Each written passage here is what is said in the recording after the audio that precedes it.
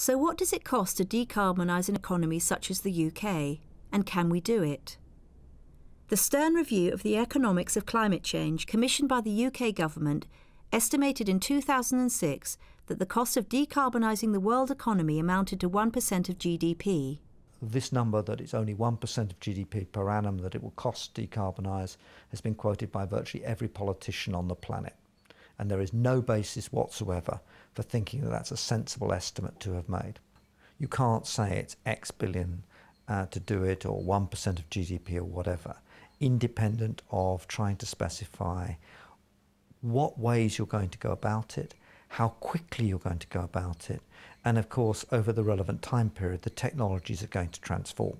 In the UK, the obvious natural resource is our wind resource compared with the other countries of Europe. Wind generation has some of its own difficulties, obviously, intermittency. The wind doesn't always blow. So a set of complementary technologies are required. So either grid balancing, where we have interconnectors to other countries, or battery storage. Now, battery storage makes a certain amount of sense with electric vehicles, as has been widely discussed at the moment in 2009-10. But wind is nevertheless appears at the moment to be fairly expensive compared to the reliable power that it actually produces.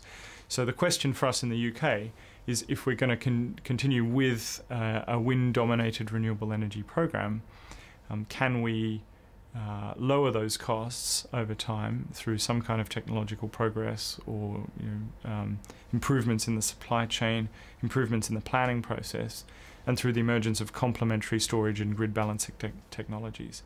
For Britain, we have amongst the lowest renewable penetration of any countries in Europe, outside, I think, Malta and Cyprus. Contrast that with, say, a country like Germany, where in order to pursue a renewable strategy, there has been an integrated policy which includes the manufacturing of the equipment, the scaling of the equipment, the building of the grids in a coordinated way with the investments taking place in the generating capacity, and so on. In other words, it's a joined-up industrial project in a country like Germany. In France, it's been a joined-up industrial policy to build a large number of nuclear power stations. In Britain, it's chaotic. The regulation of the grid, the development of investments in the networks is disjoint from anything to do with the investment in renewables. And the idea that there might be some kind of role for government to bring together regulation, offshore development, and subsidy and support schemes is kind of anathema to the way in which policy has more generally been developed. So for Britain, it's a much more difficult ask than it is for European countries who are more familiar with such kind of large-scale industrial planning. Why is Britain so bad at this kind of planning? Do we have too strong a belief in free markets? Free markets work best when there's a rich tapestry of price information. You know the prices you face now, you know the prices that are likely to be the case in the future. The problem with extremely lumpy investments, such as £5 billion into a huge offshore wind farm, is that the signals are simply not there.